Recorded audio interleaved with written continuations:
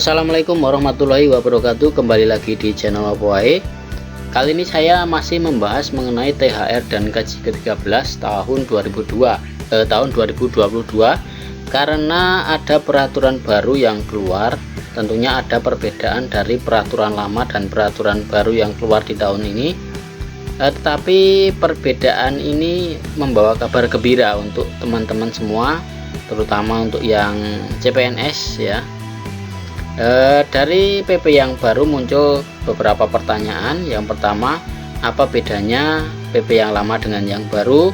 Kemudian, apakah CPNS tetap dapat THR? Kemudian yang ketiga, ini yang paling banyak sekali ditanyakan pada grup-grup Telegram maupun grup Facebook atau di Twitter sekalipun, banyak sekali. Apakah CPNS dengan SPMT selain bulan April tidak dapat THR? Karena kita ketahui bahwa THR itu diberikan paling cepat 10 hari sebelum hari H Lebaran. Kita tahu sendiri bahwa Lebaran itu nanti jatuh pada bulan Mei, tetapi THR akan diberikan kemungkinan besarnya pada bulan April. Nah, apakah nanti yang SPMT-nya selain bulan April, misalkan Mei atau Juni, itu tidak mendapat THR? Nah, untuk itu mari kita simak penjelasannya di video ini. Kita jawab dari pertanyaan nomor 1. Jadi PP nomor 16 tahun 2022 ini sebagai pengganti PP lama nomor 63 tahun 2021 tentang pemberian tunjangan hari raya dan gaji ke-13 kepada aparatur negara, pensiunan, penerima pensiun, dan penerima tunjangan tahun 2022. Lalu apa bedanya dengan PP lama dan yang baru?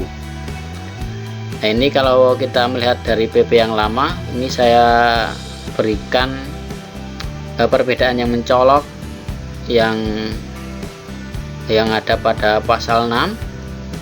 Jadi pada THR tahun 2021 itu meliputi gaji pokok, tunjangan keluarga, tunjangan pangan, dan tunjangan jabatan atau tunjangan umum sesuai jabatan dan atau pangkatnya.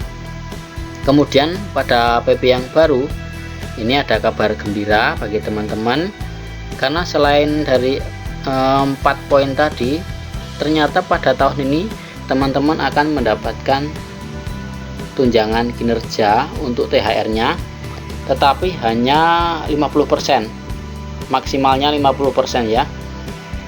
Jadi pada poin E itu teman-teman mendapatkan 50% tunjangan kinerja sesuai jabatan, pangkat, peringkat jabatan atau kelas jabatan.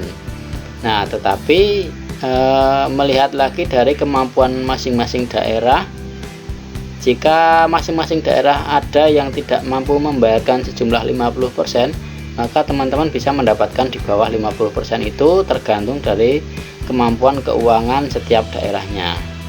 Tapi ini termasuk kabar gembira karena pada tahun sebelumnya untuk PNS maupun CPNS itu tidak mendapatkan tunjangan kinerja, jadi hanya dapat gaji pokok dan tunjangan yang melekat. Kemudian apakah CPNS tetap dapat THR? Nah, ini tercantum pada pasal 3 pada PP yang baru. Ini masih sama dengan PP yang lama, bahwa PNS dan CPNS itu masih dapat THR. Selain PNS dan CPNS juga ada P3K, prajurit TNI, anggota Polri, dan pejabat negara. Kemudian ini yang paling banyak sering ditanyakan, apakah CPNS SPMT selain bulan April tidak dapat THR? Nah, karena pada peraturan yang baru itu tidak dijelaskan mengenai secara rinci mengenai SPMT ini, maka bisa kita cermati sendiri. Berdasarkan peraturan nomor 16 tahun 2022, bisa kita ketahui bahwa yang mendapatkan THR dan gaji ke-13 itu salah satunya adalah PNS dan CPNS. Nah, teman-teman sendiri harus mengetahui kapan kita sudah disebut sebagai CPNS. Nah, kita akan disebut sebagai CPNS ketika kita sudah dilantik dan mendapatkan SK CPNS. Ketika kita sudah dilantik dan mendapatkan SK CPNS, tentunya kita akan mendapatkan hak sebagai CPNS. Nah, hak itu adalah gaji dan tunjangan.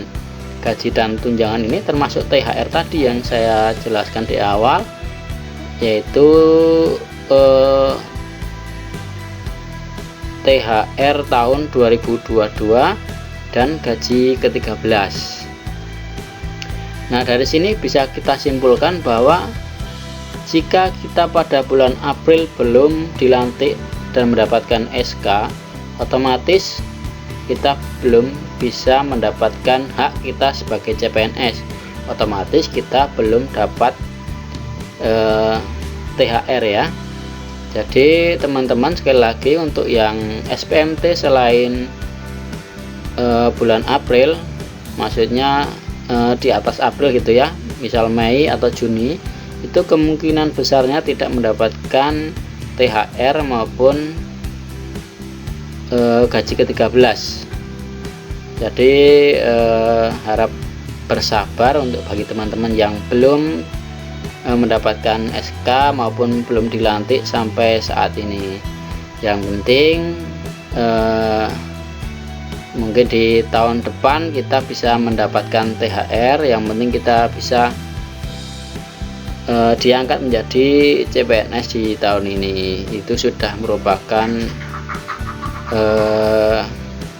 ya rezeki untuk teman-teman semua ya.